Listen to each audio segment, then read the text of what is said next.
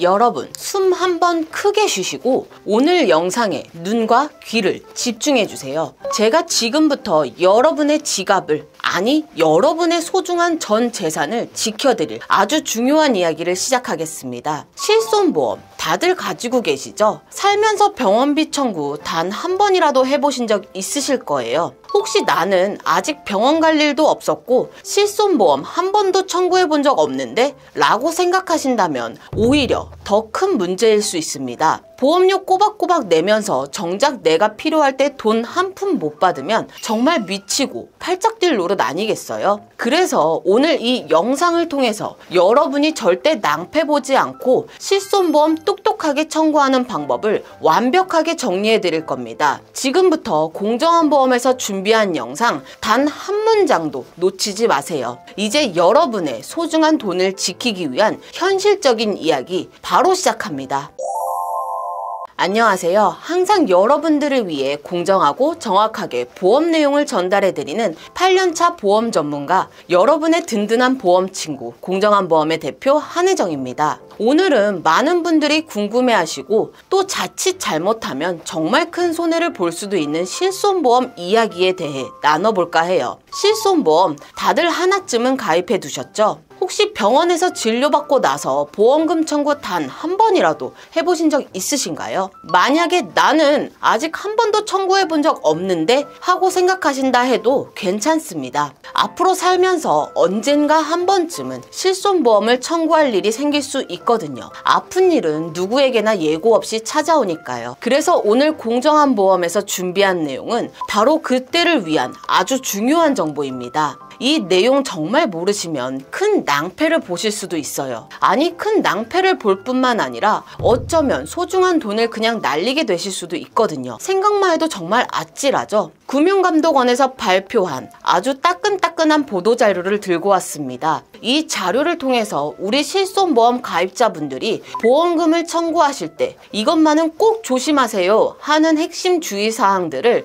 최신 기준에 맞춰서 아주 쉽고 명확하게 총정리해드리는 시간을 가져보려고 해요. 금융감독원이 지난 2024년 3월 21일에 이렇게 발표를 했습니다. 실손보상이 된다는 의사 말만 믿고 고가의 신의료기술 치료를 받았다가는 큰 낭패를 당할 수도 있습니다. 이 문장 하나만 봐도 얼마나 중요한 내용인지 감이 다들 오시죠? 이렇게 금융감독원에서 직접 나서서 경고할 정도로 실손보험 청구 시에는 우리가 꼭 알아야 할 주의사항들이 정말 많아요. 오늘 공정한 보험에서는 이 모든 내용을 영상 하나로 완벽하게 정리해드리고 여러분께서 이 영상 다 보시고 나면 아, 실손보험 청구는 이렇게 해야 하는구나 하고 무릎을 탁 치실 거라고 생각합니다. 우리 시청자분들이 절대로 이런 낭패를 당하지 않도록 제가 꼼꼼하게 도와드릴게요. 자, 그럼 이제 첫 번째, 오늘의 핵심이라고 할 수 있는 부분인데요. 요즘 특히 보건복지부 고시를 통해서 새롭게 신의료 기술로 승인된 치료들이 있어요. 그 중에서도 요즘 보험금 청구 건수와 분쟁이 아주 폭발적으로 증가하고 있는 두 가지 치료가 있습니다. 바로 무릎 골 관절염에 대한 골수 흡입물 주사랑 전립선 결찰술이에요. 이름만 들어도 뭔가 어렵고 비쌀 것 같죠? 이런 고가의 신의료 기술 치료들은 비용이 정말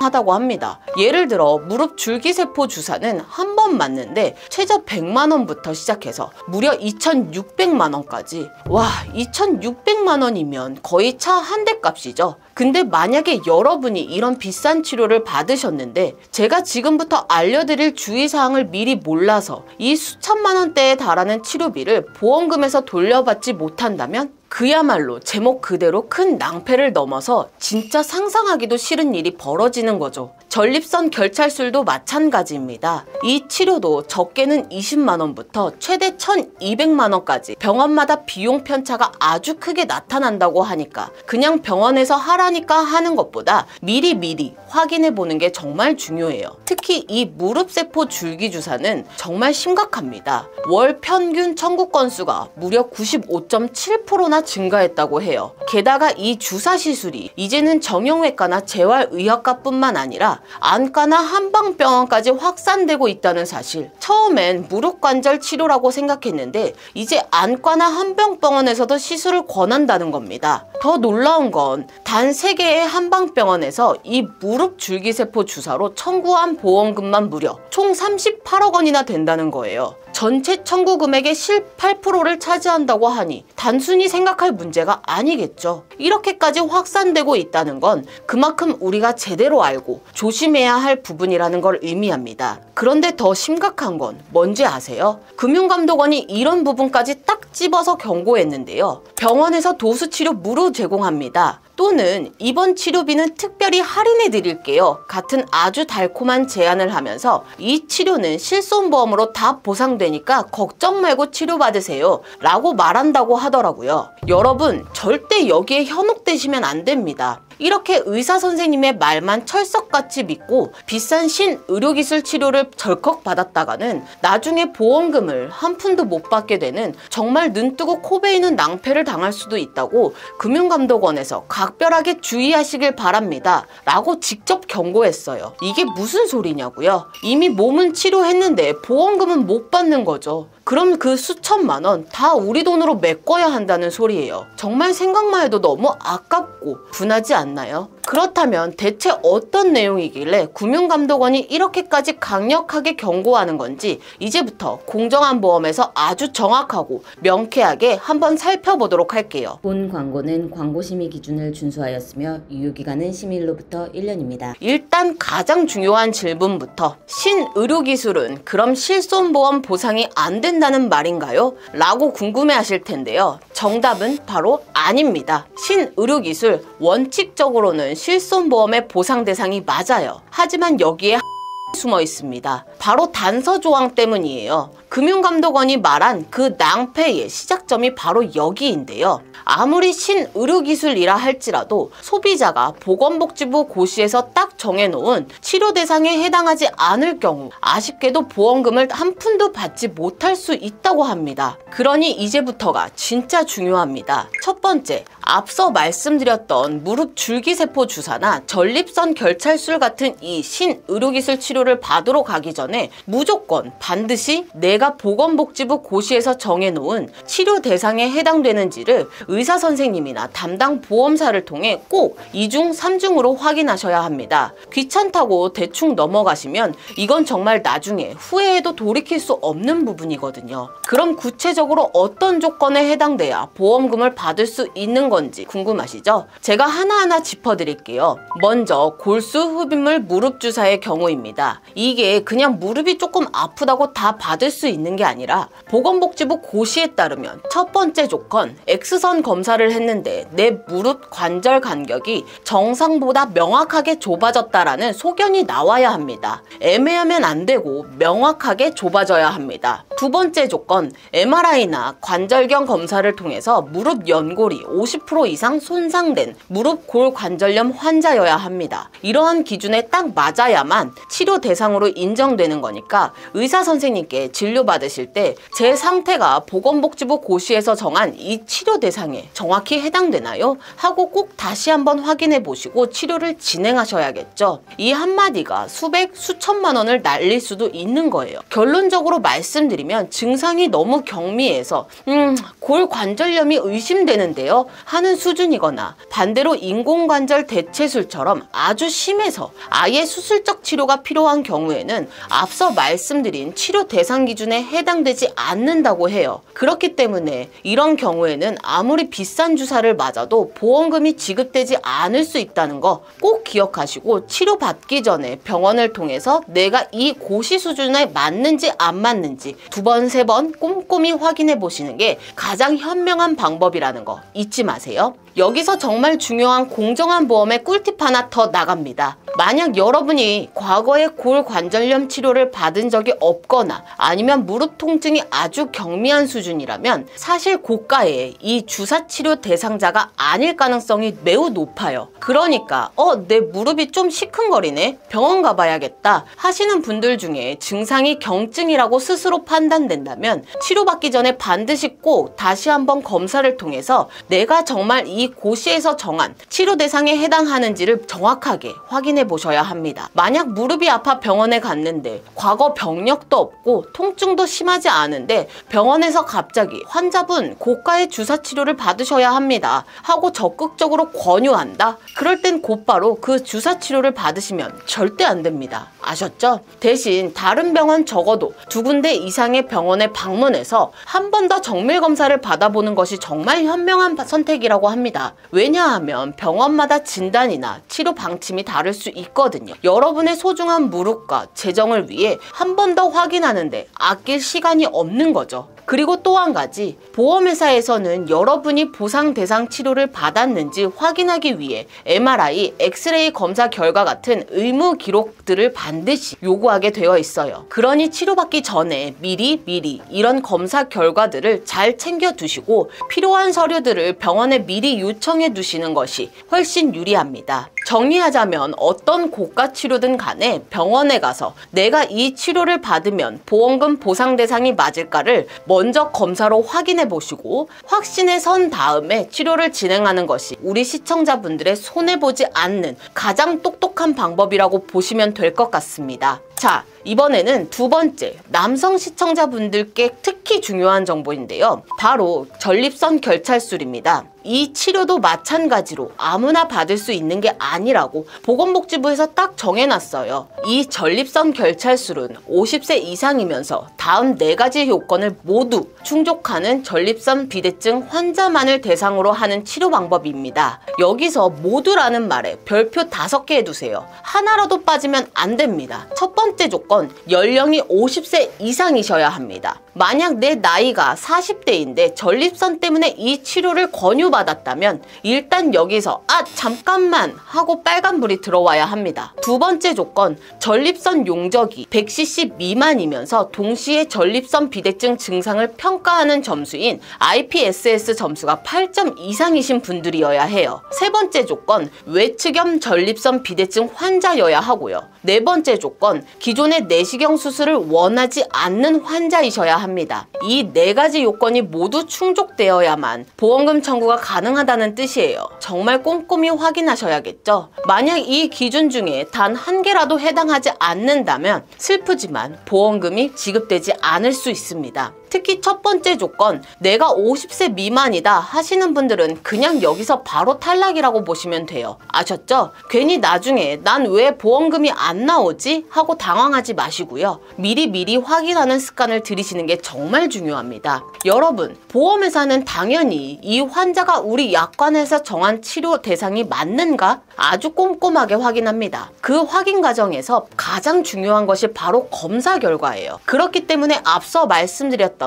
전립선 결찰술이나 골수 흡입물 무릎 주사뿐만 아니라 모든 신의료기술에 해당하는 고가의 치료를 받기 전에는 여러분이 받은 검사 결과들과 모든 의무 기록들을 잊지 말고 미리 발급받아 두셔야 합니다. 이 기록들을 가지고 미리 보험사 측에 제가 받으려는 이 치료가 실손보험 보상 대상이 맞을까요? 하고 사전에 한 번 더 확인해 보셔야 한다는 거예요. 물론 의사 선생님과도 상의해야겠지만 보험사에도 꼭 미리 문의해서 확인을 끝낸 다음에 비로소 치료를 진행하시는 게 좋습니다. 이렇게 충분히 확인 과정을 거치지 않으면 나중에 정말 억울하게 보험금 0원을 받게 될 수도 있거든요. 그땐 정말 누구를 탓할 수도 없게 됩니다. 그러니 꼭 선 확인 후 치료, 이 원칙을 잊지 말아주세요. 백문이 불여일견이죠. 이렇게 말씀드려도 설마 나한테 그런 일이 생기겠어? 하는 분들도 계실 거예요. 그래서 제가 실제로 보험금 부지급이 되었던 안타까운 사례들을 직접 가져왔습니다. 함께 보시죠. 자, 첫 번째 사례는 유씨의 이야기입니다. 이분은 45세의 전립선 비대증 환자셨는데 평소 약물 치료를 꾸준히 받으셨다고 해요. 그런데 주변 지인이 야, 그거 진짜 효과 좋더라, 빨리 받아봐 하는 추천만 믿고 고민 끝에 전립선 결찰술 시술을 받으셨다고 합니다. 그리고 나서 당연히 실손보험사에 보험금 청구를 하셨는데 결과는 부지급이었습니다. 왜였을까요? 아까 제가 분명히 말씀드렸죠. 전립선 결찰술의 보험 보상 기준은 50세 이상 환자에게만 해당된다고. 유 씨는 안타깝게도 45세이기 때문에 이 연령 기준에 딱 걸려서 보험금을 한 푼도 받지 못하신 거예요. 어때요? 이 정도 나이면 괜찮겠지 하고 생각하셨다가 이렇게 통째로 비싼 시술비 날리는 일이 실제로 벌어집니다. 너무 속상하죠, 정말. 너무나 안타까운 유 씨의 사례 잘 보셨나요? 이번에는 또 다른 안타까운 사례 정 씨 이야기입니다. 정 씨는 평소에 빈뇨감, 잔뇨감 때문에 정말 고생이 많으셨다고 해요. 오죽하면 일상생활까지 불편할 정도여서 병원에 찾아가 전립선 결찰술 시술을 받으셨습니다. 이제야 좀 편해질 수 있겠구나 하는 기대를 품으셨겠죠. 그리고 당연히 실손보험에 보험금을 청구하셨습니다. 하지만 유 씨와 마찬가지로 보험금은 부지급 결정이 났습니다. 왜 또 부지급일까요? 정 씨도 너무 황당하고 억울하셨을 거예요. 이유를 들어보니 정 씨는 전립선 용적이 150cc였다고 해요. 그런데 아까 제가 전립선 결찰술 보험금 보상을 받으려면 전립선 용적이 100cc 미만이어야 된다고 말씀드렸죠. 정 씨는 고시 기준을 50cc나 초과했던 겁니다. 게다가 이것이 과연 보험금 지급 대상이 되는 전립선 비대증이 맞는가에 대한 논란이 있었고 결국 보험사의 의료자문 결과 불인정 판단이 나왔다고 합니다. 증상은 분명히 있었겠지만 객관적인 기준에서는 해당되지 않았다는 거죠. 여러분, 이렇게 개인적인 통증과 불편함이 있어도 정확한 의학적 기준에 부합하지 않으면 보험금을 못 받는다는 사실 정말 놀랍지 않으신가요? 빈뇨감, 잔뇨감으로 고통받던 정 씨의 마음을 생각하면 정말 제가 다 속상하네요. 이제는 내가 언제 실손보험에 가입했느냐에 따라 또 한 번 희비가 엇갈릴 수 있는 경우를 알려드릴게요. 특히 무릎 줄기세포 주사를 받으셨거나 받으실 분들은 집중해주세요. 만약 여러분이 2017년 4월 이후에 실손보험을 가입하셨다면, 즉 3세대나 4세대 실손보험 가입자시라면 주의 깊게 보셔야 합니다. 왜냐하면 이 분들은 무릎 줄기세포 주사 같은 고가의 비급여 주사 치료에 대해 별도 특약에 가입한 경우에만 보상을 받을 수 있거든요. 쉽게 말해 3세대 실손보험 가입하신 분들부터는 비급여 주사료에 대한 부분을 따로 특약으로 추가 가입하셔야만 보험금을 청구할 수 있다는 거예요. 그냥 기본으로 가입만 했다고 다 되는 게 아니라는 거죠. 혹시 나는 실손 있으니까 다 되겠지 하고 안심하셨던 분들 계시면 지금부터라도 내 보험이 어떤 세대인지 그리고 어떤 특약에 가입되어 있는지 꼭 확인해 보셔야 합니다. 이제 보험 가입 시기가 언제인지도 정말 중요해졌답니다. 분명 같은 실손보험인데 누구는 되고 누구는 안 된다? 네, 이런 경우가 바로 그렇답니다. 미리 내 보험 증권을 살펴보시고 담당 설계사나 보험사에게 꼭 다시 한번 문의해서 확인해 두시는 게 마음 편하시겠죠? 아시죠? 미리 알아두는 게 손해보지 않는 유일한 길이라는 거. 그래서 공정한 보험에서 최종적으로 한 번 더 강조합니다. 어떤 고가의 신의료기술 치료를 받으시기 전에 반드시 여러분 본인의 실손보험 증권을 펼쳐보시거나 아니면 가입하신 보험사에 직접 연락하셔서 언제 가입한 보험인지, 가입 시점과 지금 받으려는 치료가 보상 가능한 담보인지, 특약 가입은 되어 있는지까지 명확하게 다시 한번 꼭 확인해 보셔야 합니다. 미리 알아두고 물어보는 사람만이 피 같은 내 보험료를 지킬 수 있다는 사실 잊지 마세요. 자, 이제 좀 더 구체적으로 설명드릴게요. 2017년 4월부터 즉 3세대 실손보험부터는 비급여 주사료를 별도 특약으로 가입해야 했고 4세대 실손에서부터는 아예 3대 비급여 특약으로 분리해서 가입하도록 바뀌었습니다. 이 부분이 정말 중요한 포인트예요. 그리고 또 하나, 이 비급여 주사료 특약은 연간 250만원 이내에서 최대 50회까지만 보장된다는 점도 꼭 기억해 두셔야 합니다. 아무리 비싼 주사를 맞아도 이 한도를 넘어가면 그 이상은 본인이 부담해야 한다는 거죠. 그러니 3세대, 4세대 실손 가입자분들은 이런 한도 부분도 꼼꼼히 체크해 보셔야 해요. 그런데 2017년 4월 이전에 가입하신 분들도 주의사항이 있습니다. 이 분들은 비급여 주사료가 별도 특약이 아니라 기본 보장에 포함되어 있지만 통원으로 치료를 받았을 경우 통원 한도인 10만원, 20만원, 25만원 한도 내에서만 보상이 된다는 점, 이 부분도 꼭 체크해 보셔야겠죠. 결론적으로 이런 실손보험 청구하실 때는 정말 꼼꼼하게 주의를 기울이셔야 하고, 그만큼 이런 부분들을 봤을 때 저는 여러분 여러분들의 보험을 관리해주는 담당자도 정말 중요하다고 생각합니다. 전문적인 지식을 갖춘 믿을 수 있는 설계사나 상담사와 함께 하시는 것이 여러분의 소중한 보험금을 지키는 또 하나의 방법이라는 점 잊지 마세요. 여기 또 하나의 사례가 있습니다. 바로 3세대 실손보험 가입자 김씨의 경우인데요. 이분은 무릎 골관절염으로 진단받으시고 병원에서 비싼 주사 치료를 받으셨다고 합니다. 그리고 나서 당연히 보험금을 청구했는데 아쉽게도 부지급이 되었다고 해요. 왜 부지급이 또 되었을까요? 이유는 바로 김씨의 실손보험에 해당 비급여 주사료 특약이 가입되어 있지 않았기 때문입니다. 앞서 제가 3세대 실손보험부터는 비급여 주사 특약이 따로 가입해야 된다고 말씀드렸죠. 김씨는 그 부분을 미처 확인하지 못하셨던 거죠. 결과적으로 수백만 원에 달하는 병원비를 고스란히 본인이 부담해야 했다고 하네요. 너무나 안타까운 일입니다. 이런 사례들을 통해 볼 때 단순히 실손보험이 있다는 것만으로 모든 치료가 보장되는 건 아니라는 점을 꼭 명심하셔야 합니다. 내 보험을 언제 가입했고 어떤 특약들이 포함되어 있는지 미리 정확히 파악해 두시는 게 얼마나 중요한지 다시 한번 깨닫게 되는 부분입니다. 자, 그렇다면 오늘 영상의 가장 핵심적인 내용이자 여러분들이 이 영상을 통해 딱 하나만 기억해야 한다면 바로 이겁니다. 어떤 신의료기술 치료를 받기 전에 내가 보험금 지급이 되는 치료 대상에 해당하는지 또 내 실손보험 약관으로 보상이 가능한지를 반드시 의사나 보험사를 통해서 2중, 3중으로 꼭 확인해 보셔야 한다는 것 절대 잊지 마세요. 이게 여러분의 소중한 돈을 지키는 가장 확실한 방법입니다.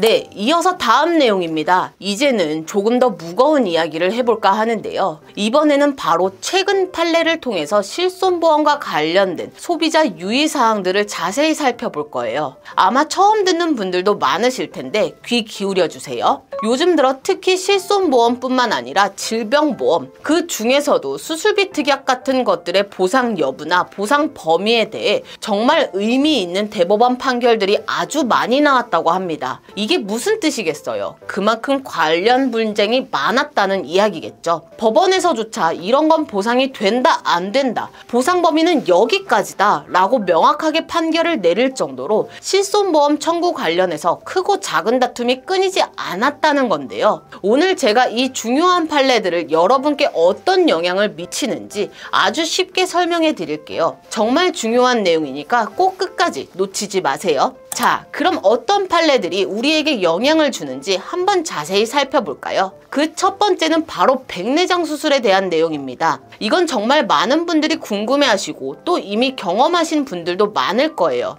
핵심만 말씀드리면 이렇습니다. 백내장 수술을 받으셨다 하더라도 병원에서 실질적인 입원 치료의 필요성이 인정되지 않으면 고액의 입원비가 아닌 통원 의료비만 보상받을 수 있다라는 것이죠. 어떠신가요? 나는 입원해서 수술 받았으니 당연히 입원비가 나오겠지 하고 생각하셨던 분들 조금 놀라셨죠? 이 판례가 우리 실손보험 청구에 어떤 큰 영향력이 끼치는지 더 자세히 알려드릴게요. 자, 그럼 이제 백내장 수술 보장이 어떻게 달라지는지 살펴보면 크게 두 가지 시점으로 나눌 수 있습니다. 첫 번째, 2016년 1월 이전에 실손보험에 가입하신 분들, 이 시기 보험의 약관을 살펴보면 백내장뿐만 아니라 안경이나 콘택트 렌즈 등을 대체하기 위한 시력 교정술은 보상하지 않는다고 아주 명확하게 적혀 있어요. 즉, 흔히 아시는 라식, 라섹 같은 시력 교정술은 보장이 안 된다는 뜻이죠. 그런데 2016년 1월 이후에 실손보험에 가입하신 분들은 이 내용이 조금 달라졌습니다. 이 시기 약관에서는 국민건강보험 요양급여 대상 수술 방법이나 치료 재료가 사용되지 않는 부분들은 시력 교정술로 본다고 규정하고 있어요. 이게 어떤 내용이냐면 백내장 수술을 할 때 주로 쓰는 렌즈 중에 다초점 렌즈 삽입술이라는 게 있는데 이건 눈의 수정체 역할을 대신하면서 근거리, 원거리, 시야를 모두 좋게 해주는 기능성 렌즈입니다. 이건 건강보험이 적용되지 않는 비급여 항목으로 들어가거든요. 반면에 단초점 렌즈 삽입술은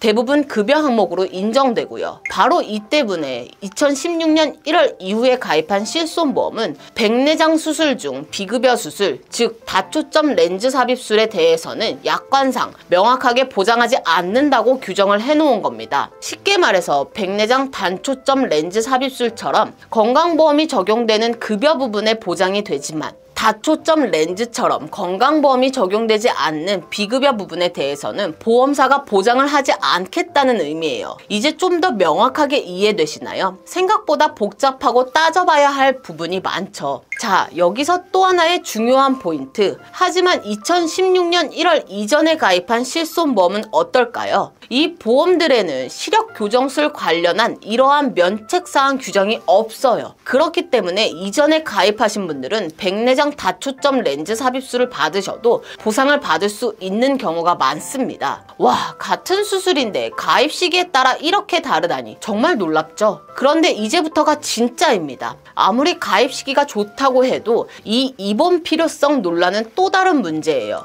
예를 들어 드릴게요. A씨 외 141명이 백내장 수술, 특히 다초점 렌즈 삽입술을 받고 입원 치료를 받았습니다. 그리고 당연히 입원 의료비를 보험사에 청구했죠. 그런데 보험사는 A씨 등이 받은 백내장 수술과 관련해서 실질적으로 입원 필요성을 인정할 수 없다며 입원 의료비 지급을 거부했다고 해요. 즉 입원 필요성이 없기 때문에 고액의 입원비가 아니라 통원 의료비로만 보상하겠다는 거죠. 통원 의료비는 보통 20만원에서 30만원 정도가 최대 한도예요. 만약 백내장 수술 비용이 1000만원인데 통원 한도만 인정되면 달랑 20만원에서 30만원만 보장받게 되는 겁니다. 아, 이거 진짜 큰 차이죠. 수백만원이 왔다 갔다 하게 될 수도 있는 거예요. 하지만 만약 실질적인 입원 필요성이 인정된다고 하면 이야기가 완전히 달라집니다. 수술비의 80%에서 90%까지 보장이 되는 거죠. 왜냐하면 실손보험의 통상적인 입원 의료비는 최대 5천만원까지 보상이 되기 때문이에요. 엄청난 차이죠. 자, 그럼 대체 법원은 뭘 보고 실질적으로 입원 필요성이 있다, 없다를 판단했을까요? 내용을 더 살펴보도록 하겠습니다. 법원은 단순히 병원 침대에 머무는 시간뿐만 아니라 환자의 증상이나 수술 이후의 상태 등을 종합적으로 고려해서 실질적인 입원 치료가 필요한지를 판단해야 한다고 봤습니다. 예를 들어 입원실 체류기간이 6시간 이상이었다. 이것만으로 부족하다는 거예요. 이 판결에서 문제가 된 A씨 등의 경우를 보면 진료기록부 상에 입원 시간이 6시간 미만인 경우도 많았고요. 더 중요한 건 구체적인 관찰 내용이나 처치, 혹시나 생길 수 있는 수술 후 부작용 관리 등 진짜 입원해서 받아야 할 의료적 조치에 대한 기록이 거의 없었다는 거예요. 그래서 법원은 이 환자들이 6시간 이상 병원에 머물렀다고 해도 그게 의학적으로 정말 입원이 필요해서 머물렀다고 보기는 어렵다고 판단을 한 겁니다. A씨 등은 아니 보험약관에 입원 치료는 몇 시간 이상 있어야 한다고 명확하게 적혀있지 않으니 이건 보험사가 설명 의무를 위반한 것 아니냐 하고 주장하기도 했어요. 하지만 법원은 이 주장에 대해서도 이렇게 판단했습니다. 입원이라는 단어는 사실 일반인들도 그 의미를 충분히 예측할 수 있는 공통적인 내용이고 대법원 판례나 보건복지부 고시 등을 통해서도 그 의미가 명확하다. 그러니 보험사가 설명을 다 하지 않았다고 보기는 어렵다라고요. 이 말은 즉슨 약관에 글자 하나하나 다 적혀있지 않아도 우리가 일반적으로 아는 입원의 정의에 부합해야 한다는 거죠. 심지어 법원은 백내장 수술은 입원이 요구되는 수술이 아니다. 특별한 경우를 제외하고 입원 필요성이 낮다. 수술 과정이 간단하고 소요 시간이 약 30분으로 길지 않다라고 병원들 스스로 광고하고 있는 부분까지 증거로 들었습니다. 실제로 A씨 등 원고 환자들의 진료 기록을 보더라도 수술 소요 시간이 보통 30분에서 1시간 내외였다고 합니다. 병원의 광고 내용과 실제 수술의 객관적인 모습이 다르지 않다는 거죠. 그리고 또 한 가지, 모든 수술에는 부작용이나 합병증이 발생할 수 있죠. 그런데 혹시라도 부작용이 생길 수도 있으니까 입원해야 한다는 막연한 이유만으로는 입원의 필요성을 인정할 수 없다고 법원은 딱 잘라 말했습니다. 부작용이 실제로 발생해서 그에 따른 처치나 관리가 있었다는 증거가 필요한 거예요. 이 부분 정말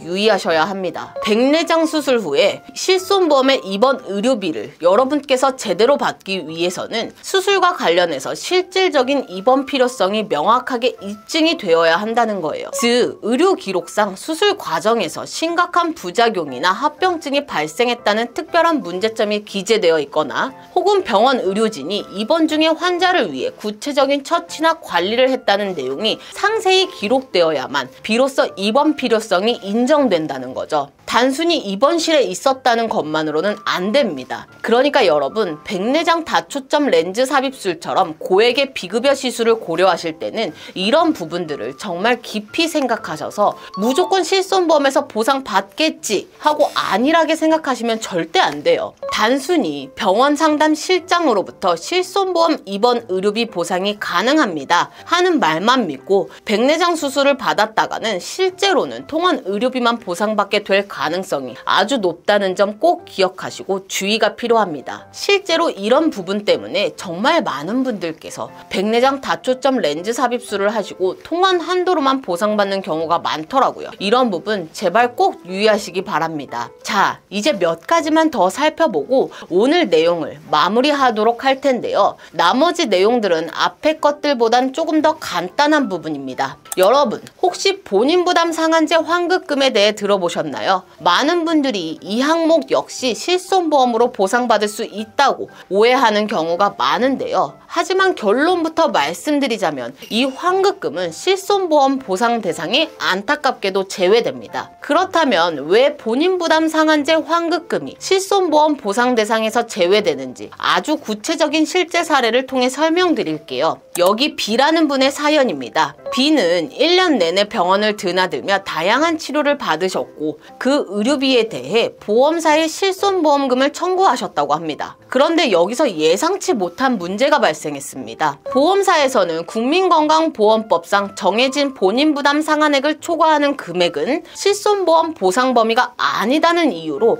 보험금 지급을 거절한 것입니다. 이게 무슨 말일까요? 많은 분들이 의아해 하실 텐데요. 쉽게 설명드리자면 우리나라는 국민의 소득 수준에 따라 급여 항목에 대한 연간 의료비 부담의 최대 한도를 정해두고 있습니다. 이 한도를 넘어 지불한 금액은 국민건강보험공단에서 환자에게 돌려주는 제도, 즉 본인 부담 상한제가 있기 때문이죠. 결국 국민건강보험공단에서 돌려주는, 즉 국가에 최종적으로 부담하는 이 초과 금액에 대해서는 개인보험인 실손보험에서 또다시 보상받을 수 없다는 원칙이 적용되는 겁니다. 하지만 B는 이런 보험사의 판단에 동의할 수 없었습니다. 자신이 실손보험에 가입했던 시점은 2008년 11월 27일이었는데 당시 가입한 약관에는 본인 부담 상한제 환급금을 보상하지 않는다는 조항이 명시되어 있지 않았기 때문입니다. 약관에 없는 내용을 근거로 보험금 지급을 거절하는 것은 부당하다며 이의를 제기하셨죠. 실제로 B가 보험에 가입했던 2008년 11월 시점의 실손보험 약관에는 본인 부담 상한제 환급금을 보상하지 않는다는 명확한 조항이 없었던 게 사실입니다. 하지만 여기서 중요한 전환점이 하나 있어요. 바로 2009년 10월부터 실손보험 약관이 표준화되기 시작했다는 건데요. 이때부터는 본인 부담 상한제로 인해 돌려받은 금액은 실손보험에서 보상받을 수 없다는 내용이 약관에 명확하게 명시되기 시작했습니다. 그 이전과는 달리 규정이 더 구체화되고 명확해진 것이죠. 자, 그렇다면 B님처럼 과거 약관에는 해당 조항이 없었던 경우 법원에 어떤 판결을 내렸을까요? 법원의 최종 판단은 굉장히 명확했습니다. 법원은 본인 부담 상한액을 초과한 금액은 사실상 건강보험공단이 부담하는 비용이다 라고 보았습니다. 즉 이는 환자 개인이 최종적으로 지불한 금액이 아니라는 것이죠. B님이 실손보험에 가입했던 당시에는 본인 부담금 상한제로 인해 추후 환급받을 수 있는 금액에 대해서까지 보상하지 않는다는 약관 규정이 명확히 없었던 것은 사실입니다. 하지만 법원은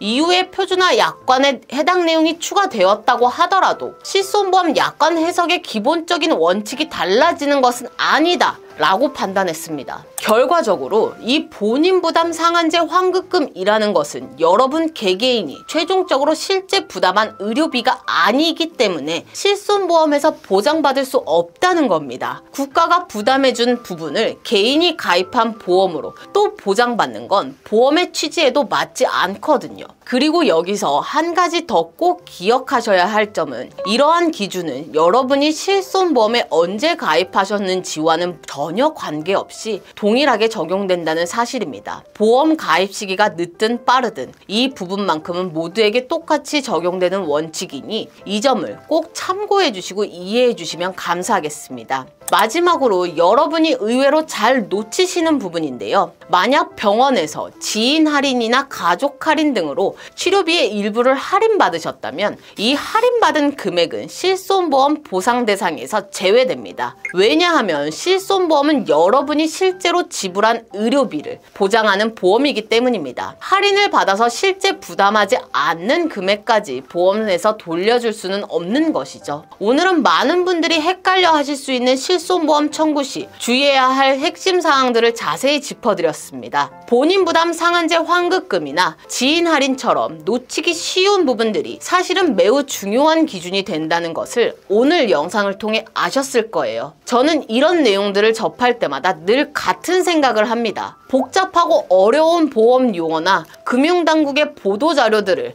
일반 소비자분들이 꼼꼼하게 파악하기란 정말 쉽지 않죠. 그렇기 때문에 여러분 옆에 전문성을 갖추고 언제든 소통할 수 있는 든든한 담당자가 있다는 것이 얼마나 중요한지 다시 한번 깨닫게 됩니다. 믿을 수 있는 담당자와 함께 한다면 여러분이 겪을 수 있는 불필요한 문제들을 미연에 방지할 수 있을 테니까요. 혹시 지금 여러분의 보험이 어떻게 구성되어 있는지, 보장은 충분한지, 납부하고 있는 보험료는 적절한지 궁금하신 분들이 계시다면 주저하지 마세요. 저희 공정한 보험에서는 여러분 한 분 한 분께 꼼꼼하고 친절하게 그리고 속 시원한 상담을 도와드릴 준비가 되어 있습니다. 화면에 안내되는 전화번호나 공정한 보험 카카오톡 채널을 통해 언제든지 편하게 문의 주시면 됩니다. 이번 영상은 여기까지입니다. 저희 공정한 보험에서는 불필요한 보험에 대한 부담은 줄이고 최소한의 보험으로 최대의 든든함을 느끼실 수 있도록 30여 개 이상의 생명보험, 손해보험 여러 회사들을 객관적인 통계 자료를 통해 분석해서 한 분 한 분 상황에 맞춘 합리적인 비교 설계 및 약관 분석을 통해 고객님들께 최상의 도움을 드리고 있고 현재 고객님들께서 가지고 있는 보험에 대한 조언 및 전반적인 관리까지도 무료로 해드리고 있으니 언제든지 편하게 연락 주시기 바라겠습니다. 도움이 되셨다면 구독과 좋아요, 알림 설정, 주변에 공유 한 번씩 부탁드리고요. 다음에도 더 유익한 내용으로 찾아뵙도록 하겠습니다. 감사합니다. 본 광고는 광고심의 기준을 준수하였으며 유효기간은 심의일로부터 1년입니다.